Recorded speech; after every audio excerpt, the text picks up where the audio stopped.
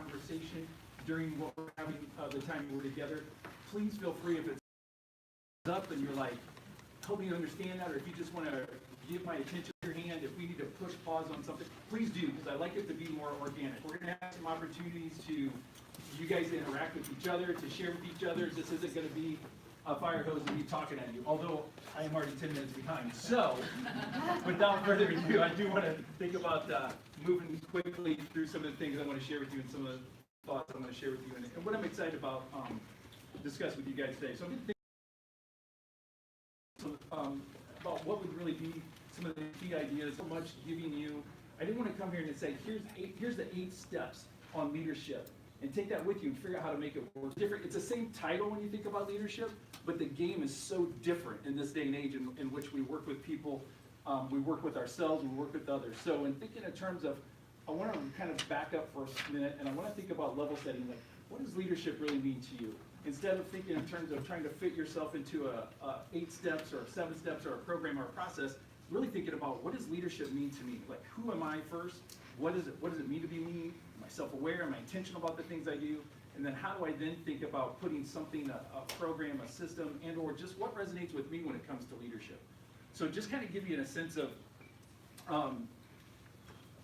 one of the things I do want to have you do. So I was going to kind of, for the sake of time, I want to kind of move expeditiously through some areas. But does everybody have a cell phone? If you could, take out a cell phone real quick. Hold it up. Okay. So hopefully you have a neighbor next to you. So take out your cell phone. If you just real quickly go into your settings. Here we go into your settings. Find airplane mode. Go ahead and hit airplane mode and show it to your neighbor. A little accountability. Show your neighbor if you put it on airplane mode. Yeah. I still see if somebody needs help. That's why you got a neighbor to find your settings. So, and we'll come back to that in a minute because there's a reason for that. And I just want to take you through that for a moment. Just think in terms of unplugging yourself. So when we think about being in a present moment, can I be in this moment right now that we're together and be totally intentional around the work that we're doing today? So hopefully you were able to put it on airplane mode and take that moment just to unplug from that. And we'll come back to that in a little bit. So we think about one of the things I wanted to share with you, like why do I do what I do? Why is it important? One of the things I did want to share with you, full disclosure, no judgment in this room, right? Judge-free.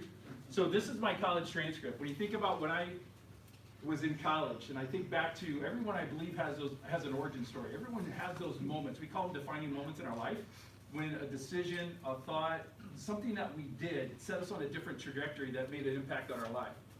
And I think back to when I was sitting back in 1990, yes, I am that old, sitting back in a college professor's office. And I was one of those kids that got called in the office quite a bit, if you can relate to that.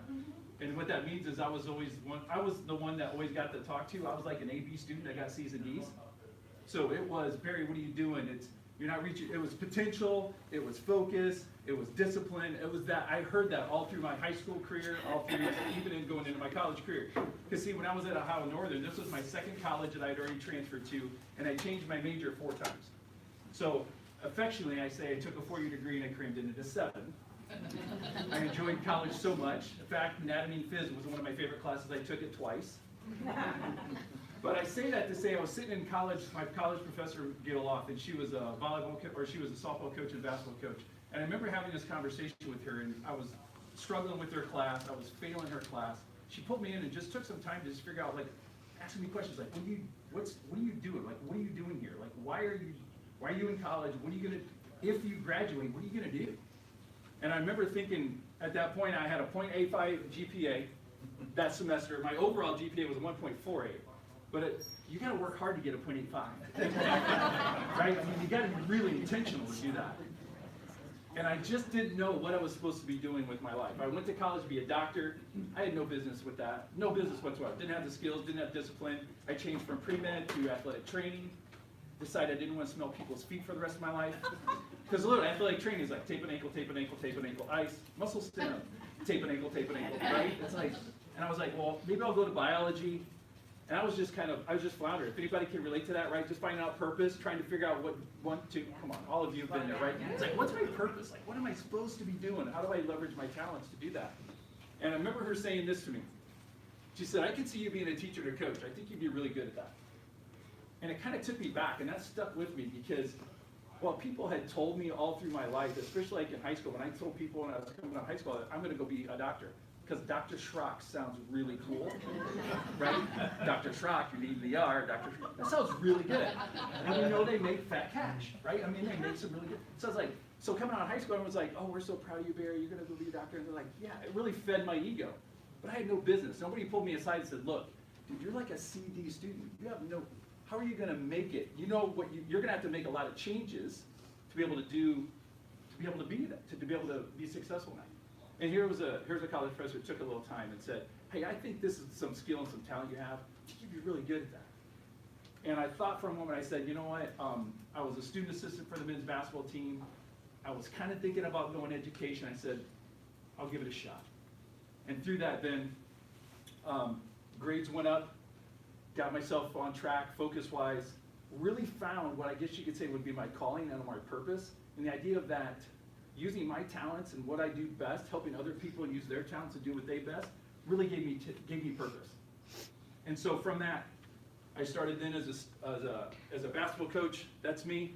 As my first coaching gig, I was still in college, working on my undergrad, and I was a student assistant at a high school making $1,500 bucks. And so I was driving back and forth, working on my undergrad as a student assistant, JV coach and a varsity assistant at Little Old Arlington. That's how I got started in my coaching career.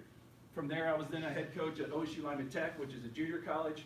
While I was finishing up my undergrad, I was doing my student teaching. I was a head women's basketball coach and a head volleyball coach. And if you know at the junior college level, as Buck can probably attest, I was not only the coach, I was assistant coach, I was a statistician, I was a trainer, and I was a bus driver. And team mom when it needed to, right? So I did it all. And I was doing my student teaching. I was just absolutely loving every single minute of it. From there, I then had an opportunity to go work at the University of Findlay as a women's assistant basketball coach. I was there for 4 years. Our first team went 32-2, was ranked #1 in the country, went to a national tournament, and ended up making it to Elite 8. This team I show you right now is a team that we coached that went to the Final Four of the NAIA National Tournament down in Jackson, Tennessee. We then went to Division II, and we had the opportunity to coach at Division II level. And I thought, man, what a great experience, what a great career I've been having so far. And I thought, well, wouldn't that be great? My dream, what's the dream job when you think about a coach? Coaching Division I, right? And by chance, just because of following my dreams and my passion, I had the opportunity to go coach at Central Michigan University, Division I. And so through all that, those experiences, having listened to that advice of someone sharing with me and following my passions and what I was really excited about, it didn't feel like work, right? It was like finding my purpose. Through all that work, or all that chasing after those, being the best me, is it landed me in New Haven High School as a basketball coach and a teacher, and that's where I met the love of my life. That's where I met my wife. And that's my wife and I. That's actually just been this past Christmas, and those are our 2 dogs, Bear and Belle.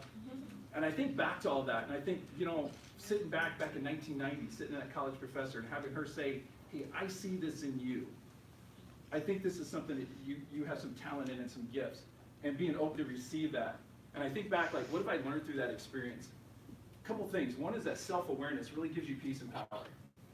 So when I discovered what I was really innately good at, like what I really found comfort in, and what I found was my unique talent, and I found where my space was, man, it gave me a lot of peace and power, and it gave me a lot of sense of my purpose.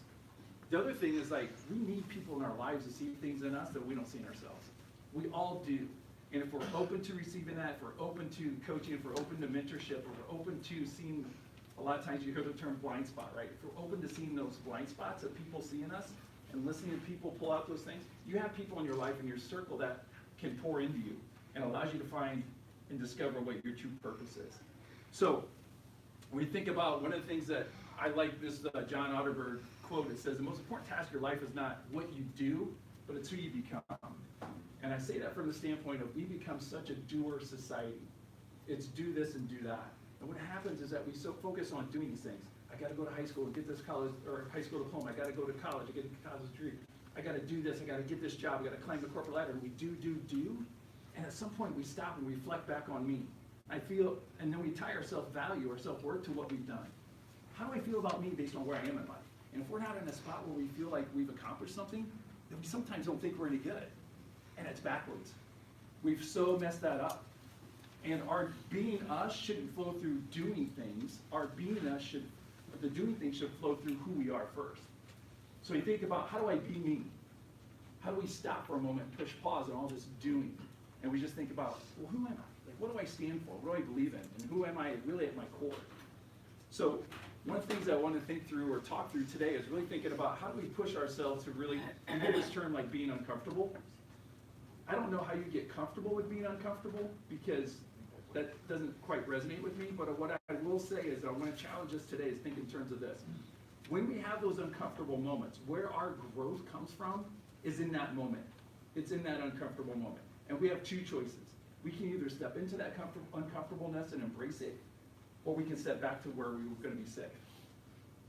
And it's fighting against our own DNA, because our own DNA wants to keep us safe and small. And to be uncomfortable is a challenge. To be uncomfortable and push yourself into that is the choice that we all have. And so today, as we move in, we're going to have some of those moments today. I want to pull apart some of the time today and create some of that little uncomfortableness for us. That self-awareness that you have, when you have that moment of that hesitation, that's the moment when you step into it. So I want us to be kind of aware and mindful of that moment of those uncomfortableness, right?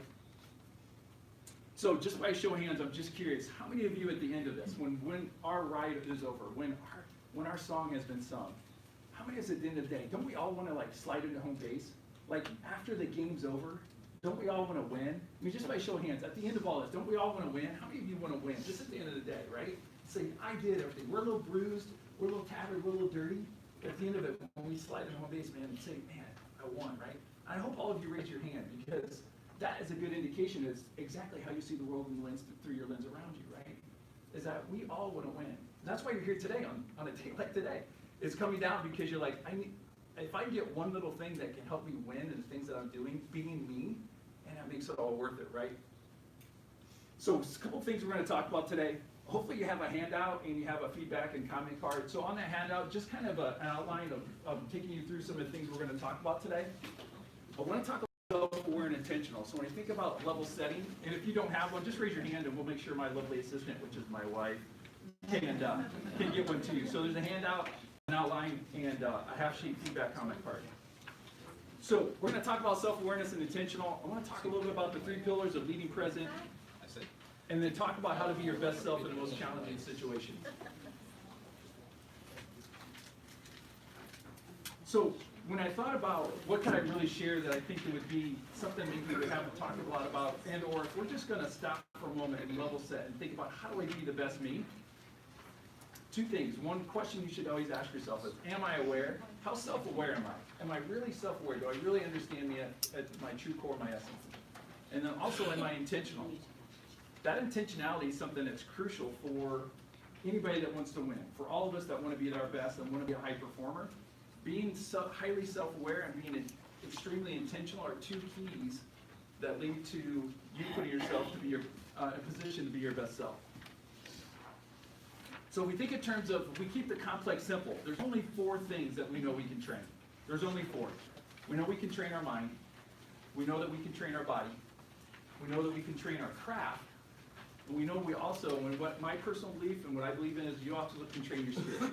So wherever you might be on your faith spectrum or what you believe in, I'll leave it up to you. But just so you know, like my faith stands, I absolutely believe that you can train your spirit. Researchers, they can't qualify or quantify it. Like how do you measure training the spirit? But just where I am, that's what I believe you can actually do that. So we think in terms of training mind, body, craft, and spirit, it kind of keeps the complex a little bit simple.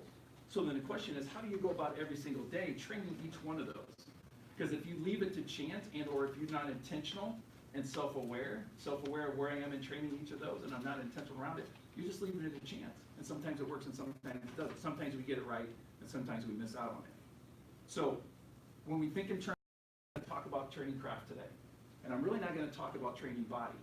What I really want to talk about is if we were just a level set and kind of dig into how do we train our mind? How do we train our mind to be hyper self-aware of the surroundings around me with my internal and external feedback loops? And then how do I be really intentional about going through my day about how do I train my mind to be really eloquent, and be really calm, and be really articulate in any situation? So back to what I kind of titled and what I thought about is really finding your purpose, discovering what talent you have, and then how most importantly do I use that to be my best self in any situation? Because I think we all want to, by the show of hands, you said you want to win. And the way we win is really being our best self in any situation. So leading present, there's three main pillars of high performance. When you think about personal high performance around leading present, so how do I be present in any moment and be the best version of me? One of those is, number one, is do you have a personal philosophy? What is it you stand for and believe in? Like, what is it at my core? Like, if you ask me this question, what's my personal philosophy? How many of us could articulate something right now? Like, if I asked for a volunteer, maybe I will. Anybody want to come up and maybe articulate what would be a personal philosophy to them? Yeah?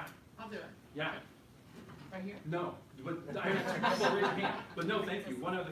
So I had two people raise their hand. Out of all of this, that's outstanding. And the reason being is like, how many of you had that thought of hesitation in your mind all of a sudden, right? Because you're like, you know what that was? That was extremely uncomfortable. It was extremely uncomfortable. And what was the story you told yourself? I don't know if I got it. Oh, what are people going to do? All those things, that story, right? So this wasn't necessarily an exercise in could you do it. It was more an exercise of, it's an emotional exercise of have I actually done that and thought about that. So thank you. So outstanding. And maybe there'll be an opportunity for that here down the road. But just think about that. What is my personal philosophy? What do I stand for? What is it that, how do you actually train for confidence and train for optimism? So those are actually two things that we can train for. You can train for optimism. Optimism and pessimism are personality traits, which is what I used to think. I used to think people are either optimistic or pessimistic based on personality. There is some DNA markers, if you read the research around that some DNA markers have a tendency to be a little more on the pessimistic and or what they call aggressive side. But actually, optimism and pessimism is something that's a learned skill. You can train for that. And then how do we train for confidence? So we think in terms of, we just pull on those three levers today. What's my personal philosophy? What do I believe in? How do I train for, and what does optimism mean to me? And then most importantly, how do we build our inner confidence?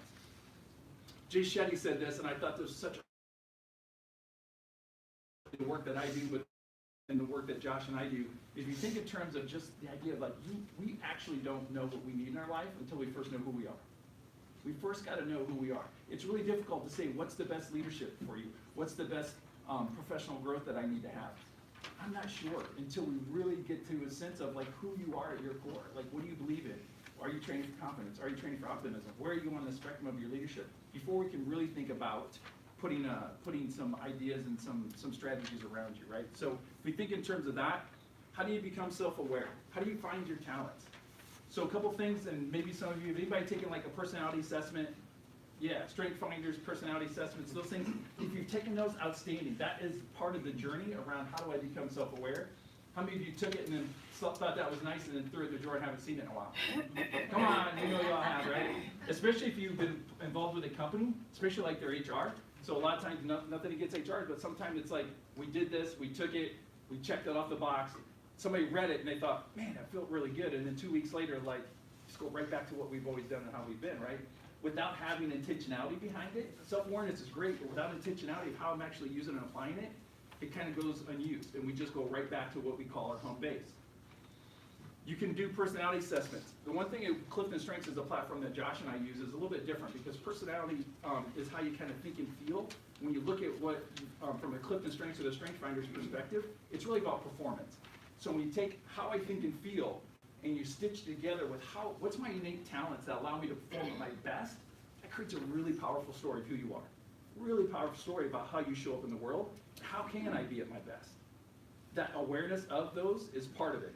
Being intentional and building capacity in those is the next step. Because just being aware isn't enough. Putting capacity and intentionality behind it is where the work really begins.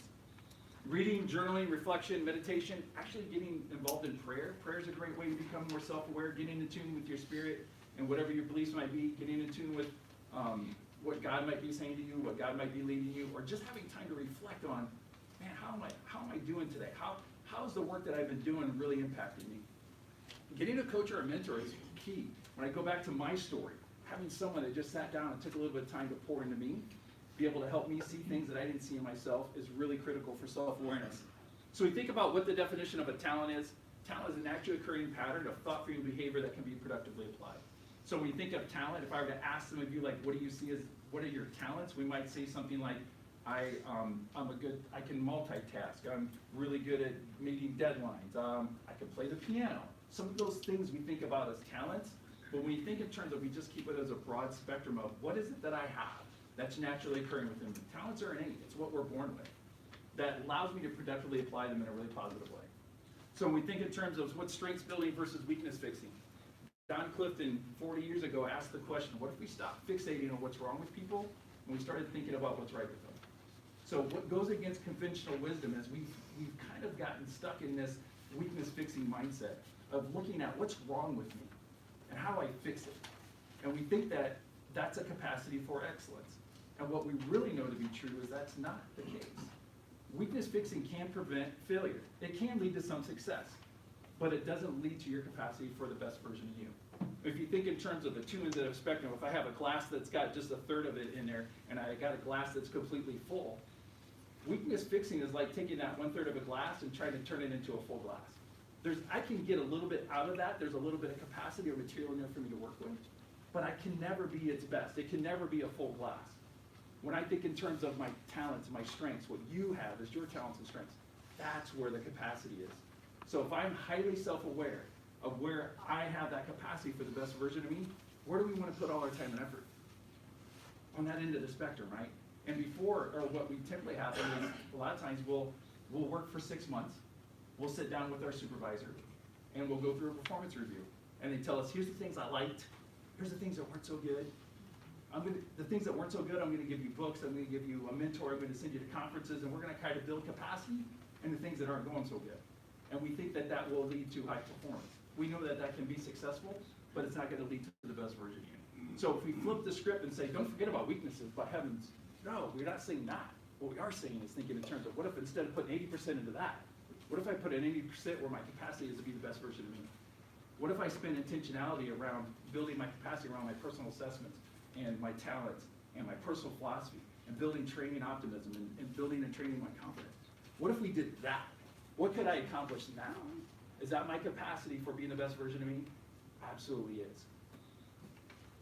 One of the things that, I apologize if some of you at the back can't see that, but one of the things at the bottom there, it says, instead of well-rounded, think as being clear as sharp as you can. Because one of the things is interesting, John Clifton said a quote, to tell people to be well-rounded, you might as well tell them to go be as dull as possible. Right? Right? And I was like, man, ouch. Thank you, Don. But it's so true. It's not about, I gotta be all of this.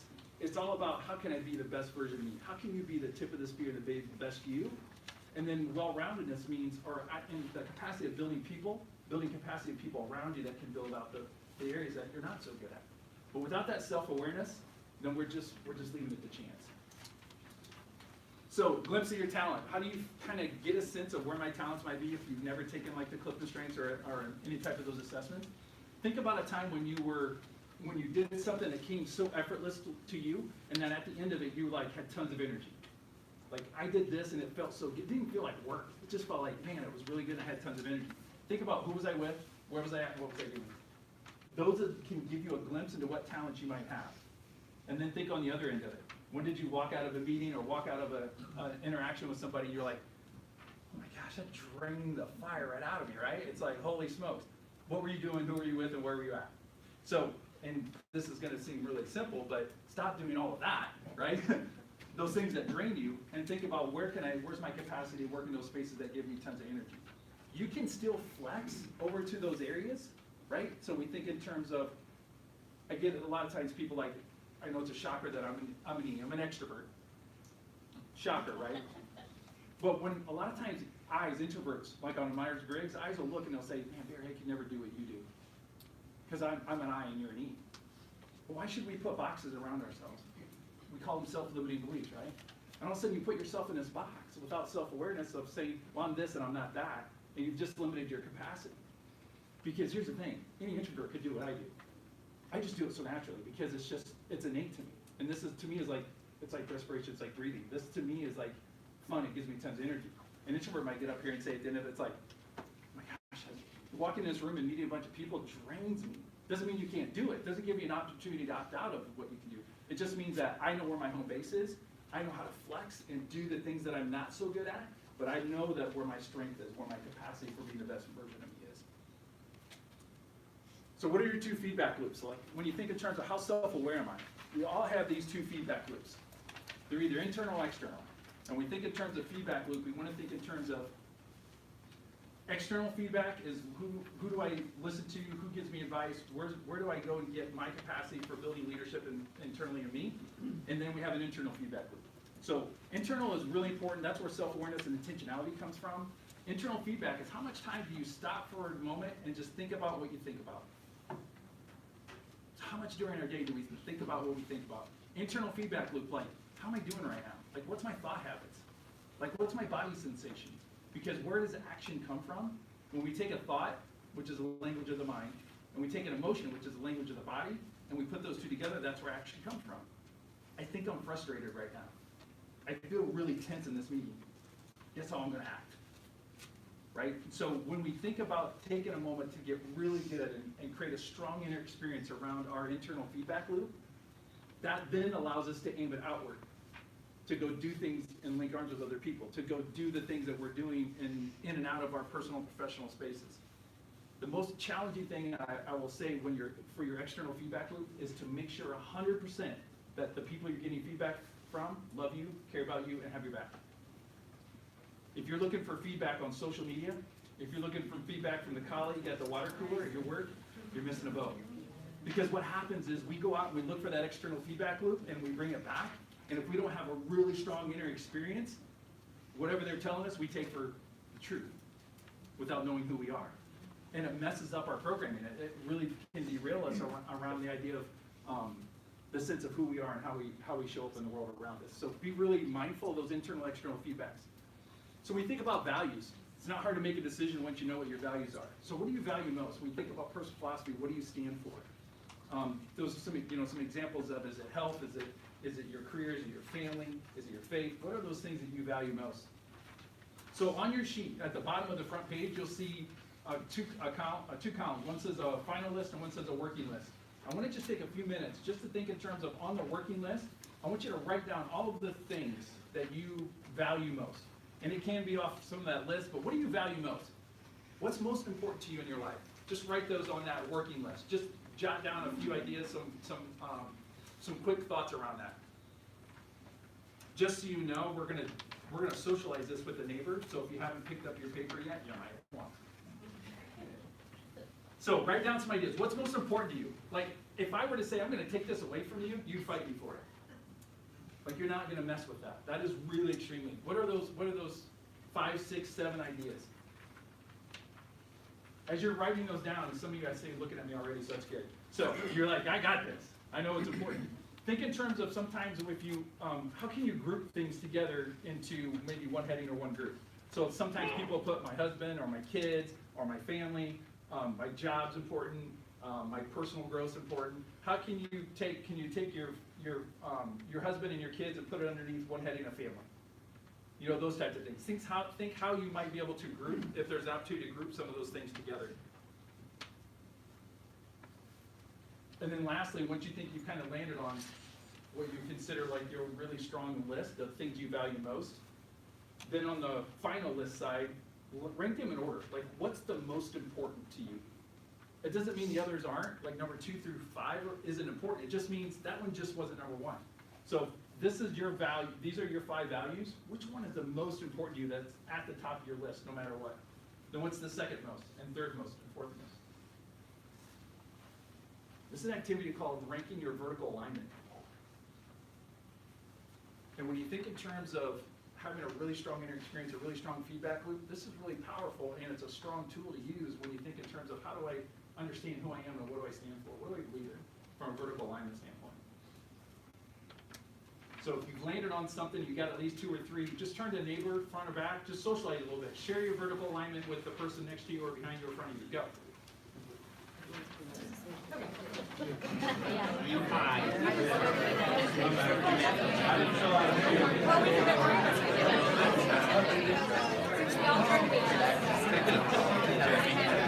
Get a bottle of wine. Or even some coffee.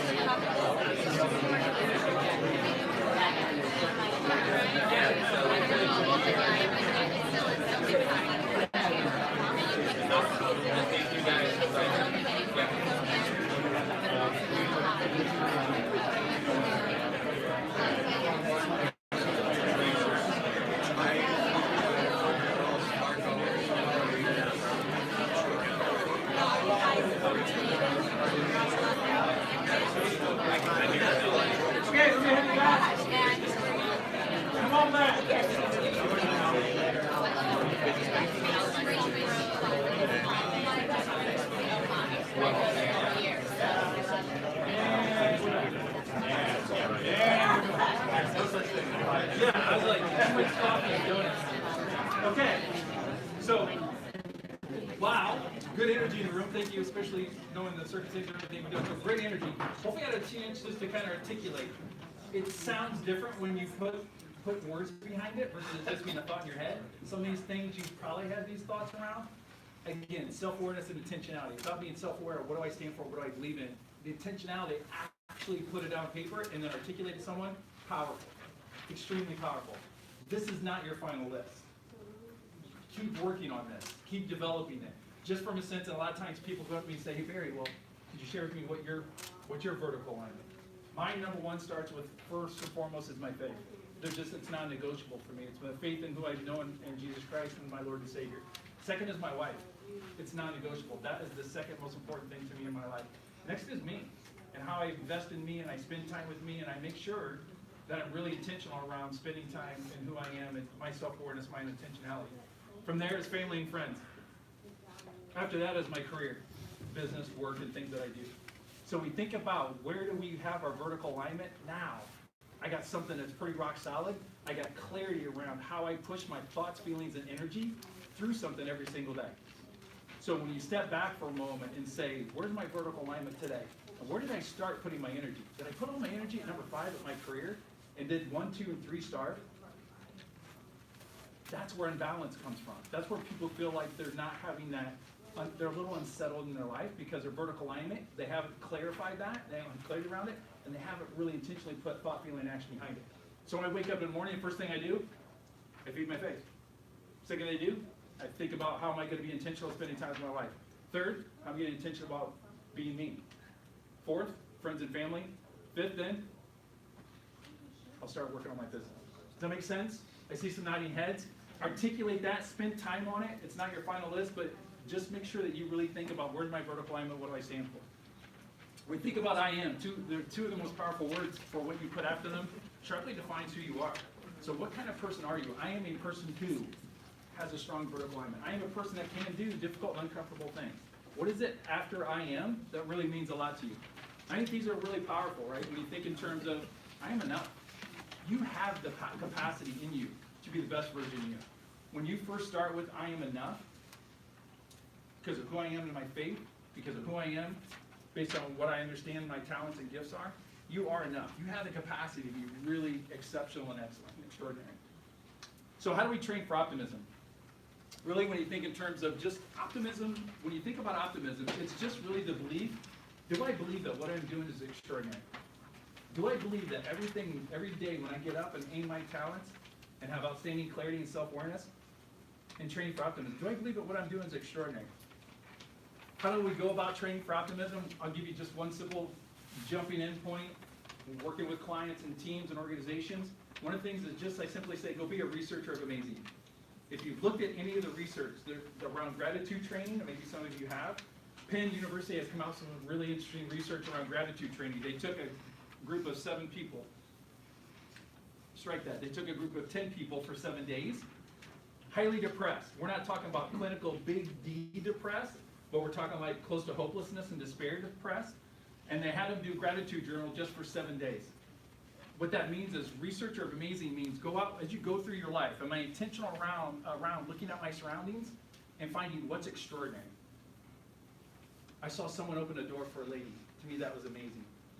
I use this one a lot. I was going downtown. I was driving down a side Crescent, and I stopped at a 4-way stop, and I saw this elderly woman in front of a church with a bag and a little room. It was like, I was like, so I just stood there for a moment. I was like, what is she doing? And she walked over to a storm grate, and she started using that little rake to pull out leaves from a storm grate, put them in a bag.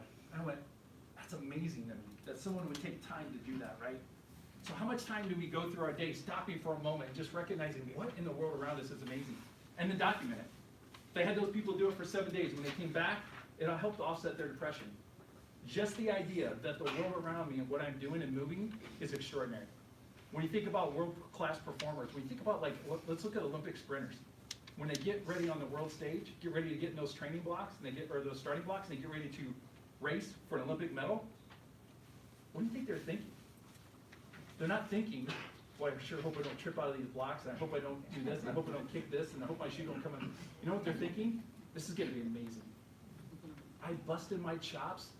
I worked so hard for 4 years. I'm getting ready to compete against these people, and what I'm going to do is going to be extraordinary.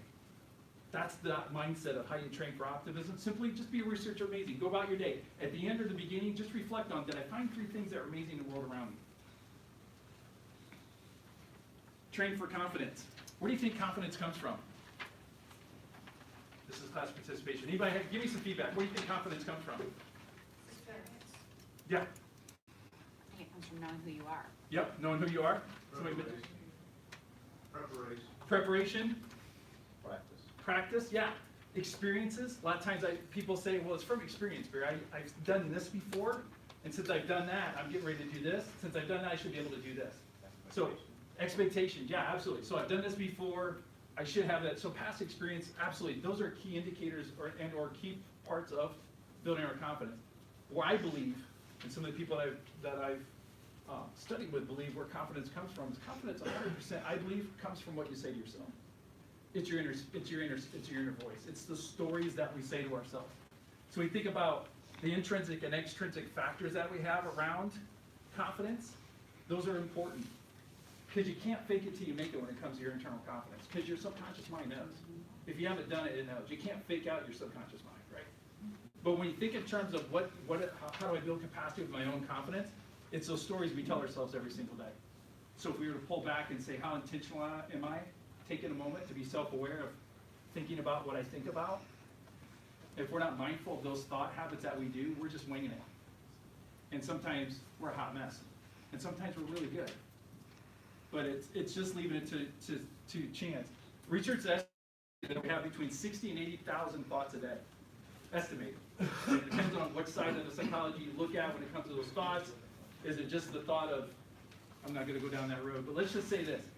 If 60 to 80,000 thoughts a day, and 90% of them are the same thought, what if your thought is holding you back? What if you have a self-limiting belief of that you're not good enough? Or that I can't do this, or I can't do that? What if your language habits, your stories in your head are telling you that? Well, imagine how that programs you for those ideas. Because we know once you have that belief leads to your identity, and identity leads to how you think about yourself. And how you think about yourself is a thought that connects with a feeling that leads to an action. And so what we know to be true is that if we can control that thought habit, control those stories that we have in our head, we can train for confidence. It's just what we say to ourselves every single day. So the challenge for you going forward is just taking a moment each day to stop for a moment and say, what's my thought habit? What am I thinking about right now?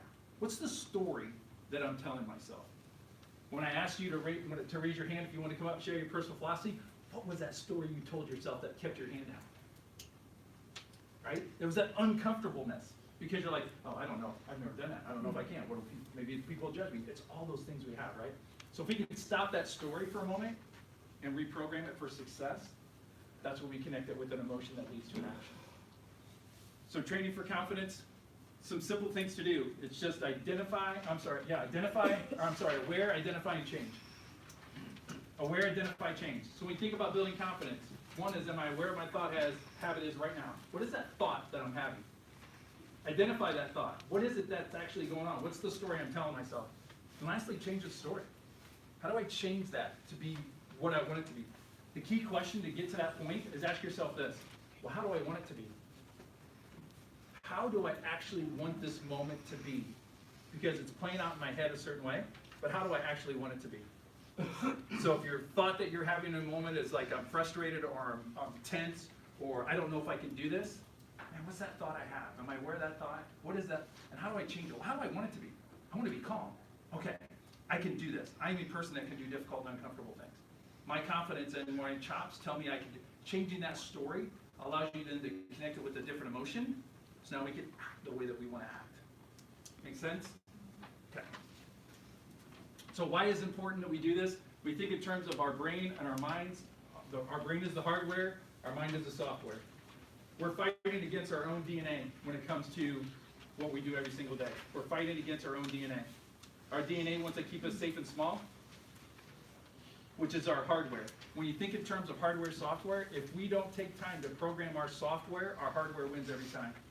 And the hardware for thousands of years wants to keep us safe and small, make sure that we don't get ourselves into trouble. When you think in terms of the 4 states of our brain under pressure, these are the 4 states that our brain goes through. This is what our hardware is telling us. It's either fight, flight, freeze, or submit. How many of you walked out of a conversation with someone or walked away from a conversation, all of a sudden realize that you're like breathing hard and you're sweating? Anybody had those moments? Yeah. Right? It's like, holy smokes, why all of a sudden now am I breathing hard and am I sweating? But what that is your hardware is telling you that was a saber-toothed tiger. That's what you're programmed for. Fight, flight, freeze, or submit. And really, in reality, all we are is having a conversation with someone. So you think in terms of having a software, programming, training for confidence and optimism, and understanding a personal philosophy gives you that strong software to overcome your hardware. So when your hardware says, oh my gosh, this could be a hostile environment because somebody's saying, I don't agree with you, or you should do this, and it feels that pressure. When you feel butterflies in your stomach, that's actually blood leaving your abdomen and going out to your arms and legs so you can run or fight. Isn't that crazy? And it's just like butterflies. 1 century hardware saying, this is saber-tooth tiger. We got to get ready to duke this thing out. And your software is going, yeah, I guess we got to duke it out. Right? Actually, what your software could say is, you know what, I got this. I can be really good in this situation. I'm aware of my thoughts and I know who I am. I got these talents and I got the chops to make it happen. I'm going to override my hardware. My hardware says, let's fight or flight, keep me safe and small. And I'm going to be really calm and eloquent in this situation. It's overriding that. And you're fighting against your own DNA when it comes to that. So what might be holding back your potential? I know we're running a little late. I'm going to speed this up. So if you can hang in there, I appreciate that. Holding back your potential. When you think about fears, there's only 2 fears that we're actually born with. 2. Fear of falling and the fear of loud noises. That's it. So you think about what's wired in our DNA. And we know this to be true. If you ever had, like, I don't say do this, but I've known it from experience. If you walk up to a little kid and you make a loud noise, ha! They go, ha! You startle, right? I could probably, some of you even startle. If you're holding a little one and you act like you're going to drop them, they grab hold of something, right? We have that fear. You ever like been walking up or downstairs and you miss a step and you like try to catch yourself and it looks really awkward? That's that moment of fear of falling and fear of loud noises. So when you think in terms of those other fears, we often suffer more in our own imagination than we actually do in reality. Right? In a book called Psycho-Cybernetics, Maxwell Maltz says this. He says, your body does not know the difference between a real event or an imagined event. It only responds to what you believe, there's a key word, believe to be true.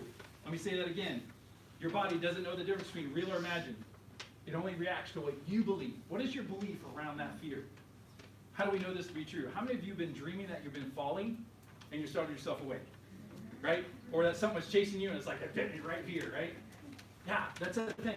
Here's the cool thing, is that your body didn't go, hey, Brooke, we're just laying in bed, dude, I'm not moving. Right? Your elbow didn't say, Stephanie, we're not in bed, we're not moving. Right? You know what it said? Holy smokes, we're falling, or we're being chased, or something's after us. And you believed it at such a deep level that you responded. You woke up and go, why did I do that? Because your body doesn't know the difference between real or imagined. So if you have an imagined fear, what are some of those fears? Fear of failure. That idea that we all allow fear to stop us doing things that can move us forward and achieve our goals. That's an irrational fear. While we are irrational people, that is not something you were born with, that fear of failure. We think about what else. Anybody know what FOMO is? Fear of missing out. Yeah, fear of missing out, thank you. So it's anxiety that exists when you might be missing out on an event that's happening somewhere. A lot of times it comes from social media. The interesting part about that, 90% of Americans have cell phones. I love this one. They call it the phantom vibration. How many of you have seen that or had that happen? 67% of Americans adults think that they have their phone vibrates when it actually doesn't. Anybody experience that? Yeah, right? You're like, what's that my phone? Yeah, I might be missing out on something. Oh my gosh. Right? Oh, where's my phone? Oh my God. 67%, it's that fear we have. When adults are asked if they're exhausted from missing out, 56%, 18 to 33, 43 and then 33% say they're just exhausted. They're afraid I'm going to miss out on something. I got to check. I got to go. What that fear that we have. 55% of adults say they're overwhelmed by the amount of information they need to digest just to stay up to speed. Not to get ahead, but just to stay up. What's FOPO? Anybody know? Cool. Fear of people's opinions. Somebody got it right? Like, yeah, so fun. Fear of people's opinions. The greatest, I feel that's one of the biggest fears and limiters of our own potential. It's a fear of what other people will think or say. And it's that little like or dislike, right? So we pull back for a moment and go internal, external feedback loops. If I don't have a really strong internal feedback loop around my own self-awareness and how intentional I am every single day, I understand my talents and my personal philosophy, I've been training for optimism and confidence. If we don't have that, then we're kind of a house of cards. And what that means is when we go out and look for external feedback, if I don't get this, and I get this, I come back and I think, I'm no good. I'm not worth it. Maybe I don't have the chops. If you study anything around imposter syndrome, that's another one. Maybe I'm not. Maybe I don't have value. It's messed up, right? It's wrong. When you get those three cores right and you seek for external feedback, if you get one of these, you bring it back and go, is that true? Is that really about me? It's not me. I know who I am. I have really strong self-awareness around who I am. That fear of other people's opinions, especially when it comes to your personal and professional growth, is something that it'll lock you in place. So what do you do with fear? I just say let your faith override your faith has to overcome your fear. Faith in what? It could be your faith in your spiritual beliefs. It could be the faith in that I have these talents and I know who I am. I have that heightened self-awareness. I just have faith in that I can be really good in any situation. I can be the best version of me. But you got to have that faith first to be able to move forward and overcome that fear. Because it's not wired in you. And I always look at it this way. If it's not loud noises, and it's not fear of falling, and that's a learned fear that you can unlearn. If you learn it somewhere, you can unlearn it. So are you intentional or reactionary? I love this quote. The percentage of the day that you act with intention is correlated to happiness and productivity. That's what research shows. The more intentional I am during my day correlates to me being more happy and being more productive. So reactionary. If you're always reactionary, if I got multitasking, if I got a phone open here and I got two things on my monitor, and I got something right here and I got something, and you're always multitasking, research has shown that actually by doing more than one activity, your IQ goes down by 10 points. Your productivity on each of those goes down by 25%. Just by being distracted. It's that distraction, reactionary. Just looking for all of those distractions causes your brain to be in a constant fight or flight. That constant stimulus of fight, flight, fright, it just wears us out. No wonder we're exhausted at the end of the day. No wonder we don't have the mental capacity to really invest in relationships because they're always so reactionary, everything going around us. Dopamine and cortisol, if you spend time just reading the difference between bathing our cells in dopamine or cortisol, the research has shown that when I get a thumbs up or a like button or I find something that's pleasurable on social media, it's bathing your cells in that. So when I asked you to unplug your phones and turn off your airplane mode, I'm curious how many of you through the course of this had a thought for a moment, I wonder what's on social media right now? Or oh my gosh, am I missing out on email? Because that thought right there is that tells you right away that you're bathing your cells in that cortisol and dopamine, and you literally are craving it. You can become addicted to that reactionary component of always looking for something. Your brain gets bored. If you train it to always look for 4 or 5 different things, it gets bored. I remember the other day I was in a meeting, a really good meeting. I was sitting there and it was one-on-one doing a meeting. All of a sudden my brain goes, I wonder what's on my email right now. I was like, where did that come from? Right? I was like, holy smokes, where did that come from? I was like, get out of there. It's like, but our brains tend to do that. So how do I be intentional? Most importantly, one is reorg your life. Think about how do I pull apart what I do every single day, and how do I put time in each of that, whether it's 5 minutes here or 10 minutes there, to be extremely intentional in things that I do. Turn off notifications on your phone. This is the number one thing I always tell clients when I work with them. Number one is wipe them all out, all of them. And if your first thought right now is, well, what about this and what about that? You're already losing it. You're already missing it. I can't do that, Barry. Don't bargain with me. Just do it. The reason being is this. Then go back and say, okay, what are the things that I really need to know what's going on? Like I turn on the notifications for my wife. My wife Heather, who's in the back there, is a 4th grade school teacher. I want to know if she calls or texts me. I do want to know that. What's next? That's it for me. Because I don't need to know when my LinkedIn gets updated. I don't need to know social media. I don't need to even know when I get an email. You know what? I determine when I check my email. My email doesn't determine that. Just because the phone rings doesn't mean I need to answer it. Right? It's a different mindset of saying I control my focus. One of the favorite quotes from Tony Robbins, he says, where your focus goes, your energy flows. So if we're in this moment right now, and all of a sudden you see a little light in your purse or a little light from your phone, where does your focus go all of a sudden? It's not being here with us. It's all of a sudden wondering about that. All of a sudden fear kicks in. Am I missing out on something? And we lose that moment of interaction with each other. Schedule time or white space in your calendar. Juliet Funt wrote a book called White Space. If you think in terms of I have this and I have this, there's a white space in between all of those activities. How about if you put something in there that says I'm going to spend 5 minutes reading, I'm going to spend 5 minutes meditating, 5 minutes praying. I'm going to do something within that space to be really intentional about building capacity in myself. I'm going to train for confidence right now. Build my personal philosophy, whatever that might be. Use your bedtime alarm function. And what that means is, if you've ever looked at your alarm, there's one that says bedtime. I love it because you can program it to say, I'm going to wake up here, and I'm going to go to bed here, and then it tells you how many hours of sleep you're going to get. So if you want to make sure you get 7 hours of sleep, I need to go to bed here, to wake up here, and it tells you that. The other thing is it gives me a great reminder. So it'll say 20 minutes before it says time to go to bed. Appreciate this. It has a crescendo alarm. It starts really soft, and then it gets a little louder, it gets a little louder. So it's really nice. I like that, right? It's like, don't go, waking me up, and then we're in this reactionary state, and I'm like, I gotta get up. So it's a really nice crescendo alarm. So I love that idea of just that intentionality of using that. The other thing is it has a 9-minute snooze button. So not snooze for what you think about going back to sleep, but 9-minute snooze is how can you be intentional during your day. You use that 9 minutes to pray, to reflect, to set intentionality around your day. So when my alarm goes off, I hit 9 minutes, still under the covers, and what I do is I think about what are my goals for today, what am I grateful for, what's my intentionality around what I'm going to do today, what is it that I'm putting around my vertical alignment, where's my energy going to flow for today. I use those 9 minutes to level set myself. Tony Robbins calls it priming the pump before I jump up and get out of bed. So one of the things that's really important, I think, that you're worth it. You're unique. There's no one quite like you. You have your own unique set of stories, your values, your talents. And then to the famous philosopher and poet, Dr. Seuss, who said, today you are you, that is truer than true. There's no one alive that is more youer than you.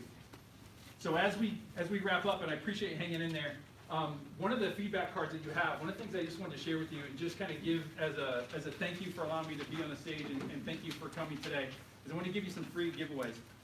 So if you complete that comment card and either give it to me or Jim or Jerry or even leave it on your seat, one is I want to give you a free values creation worksheet. I'm going to send you a free personal philosophy worksheet. I'm going to send you a free tips worksheet on becoming more intentional. These are some tools that we use with our clients and the teams that we work with. So these aren't on our website. Josh and I just want to make it exclusive just for you guys today. So if you complete that card, put your information on there and say you'd like to receive them, we'll make sure that we get those emailed to you. Also, if you do turn in the comment card and give us some feedback, we'll also your name in a drawing. So we'd like to give away a couple of the Strength Finders 2.0 books. Within that book, it comes with a code to be able to take the assessment if you haven't. If you have taken the assessment, you can always give that code to someone else. Also, it'll come with the book, the code, and then also like a 1-hour coaching session with you or Joshua. So if you want to do that, we'd love to do that. I'd just like to be able to invest and give back to you guys. So if you'd like the opportunity to fill that out and give it to us, we'd love to give you those free gifts. So what? So also, I don't know if we'll have time for Q&A, but as we wrap up here, I just want to kind of bring this to a close. But a couple things to think about going forward. So what do I do with this information now? One of the things I always encourage people is to create a to-be list. So how many of us go back to our office today and back to our spaces and have a to-do list? And right now you might be thinking of all those things I got to do. Again, it's that mentality. I want to flip us from doing to being. So I always say if you have a to-do list, you better have a to-be list. And what's that? It's your intentional list. So for every to-do list, I'm going to have a to-be. today I'm going to be me by doing what? I'm going to make sure I put these, create a list that says, I'm going to be me by, I'm going to read the chapter of this book. I'm going to create a white space in my calendar. I'm going to make sure when I wake up in the morning and I pray, or when I go to bed, I'm going to make sure that I reflect on my day. What is it that means you to be the best version of you? So we can focus not so much on just doing things, but being you. Discover your talents, turn into strengths, and always facing your fears, having that courage. Develop routines, once you get there, like what routine? Josh and I have some morning and evening routines that we'd love to share with you. If you want to ask, reach out to us. But we're always willing to find those routines that allow you to level set to be the best version of you. Develop your personal philosophy, training confidence. Get a coach or a mentor, or even join a mastermind group. One of my favorite quotes is, if you're afraid of being wrong, you'll never come up with anything original. Right? I thought that was really good. If you're afraid of being wrong, you'll never come up with anything original. Being in communion and tribe and fellowship and community with other people, it raises your level. It raises your capacity. So find other people, get a coach, get a mentor, be in a mastermind group or a tribe or community with other folks. And then keep coming to First Fridays. I think these are great. Just the fact that you guys came out today and the weather and inclement didn't hold you back from wanting to invest in yourself. And so I thank you for that. So as we kind of think in terms of just wrapping up, thank you so much for allowing me this opportunity for you guys to come and allow me just to share some of the things and your energy for today. If anything, just taking back from where I started on this journey of my origin story of sitting in my college professor's office, of finally having someone say to me, I think you have talent and capacity in this, I think you'd be really good, led me to kind of think about that self-awareness that I have and having that peace, and that we need each other in our lives to help us all be better. That led me then to be able to be that basketball coach, be able to actually have that dream job that I had, Division I basketball coach, touring and playing around the country and traveling all over. That led me then to meeting the love of my life when I came to New Haven High School, to being able to meet with some really cool people that are other coaches that are like-minded like me, that like Josh and other coaches that we know, that just want to help other people be better. That then put me in a position to be able to speak on stages, finding my talent and my purpose, and what God, I believe, has blessed me with, is be able to share and be able to help and pour into other people. That led me to be able to be on different stages, that eventually led me to be on this stage, which actually is a dream come true for me. So thank you for going on this journey with me, and thank you for the opportunity today. Appreciate it.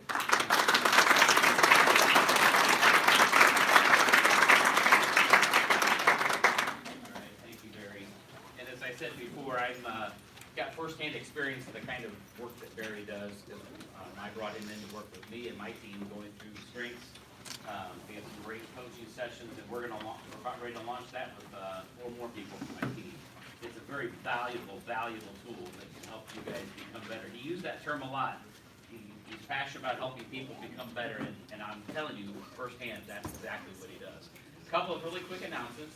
If you're going to be heading to work, going northbound on 69, you're going to get there quickly. It's at a dead standstill at semi-jackknifed in Illinois Road, and it's a parking lot now. So be planning right now, where am I going to go? Because you're not going that way. It's dead stopped out there.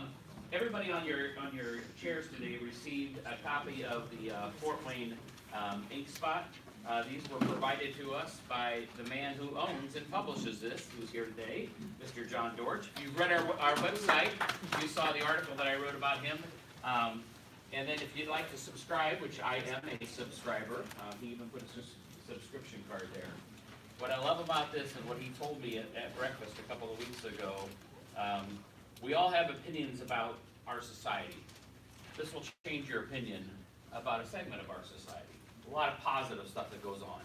And John is committed to share that story. If you want to meet an outstanding leader here in our community and just start talking and find out everything he does at the age of 75, I'll tell how old you are, he will wear you out. This man is on the go constantly. So if you'd like to meet an outstanding leader in our community, spend some time with Mr. And thank you. All right, Jan's got a couple quick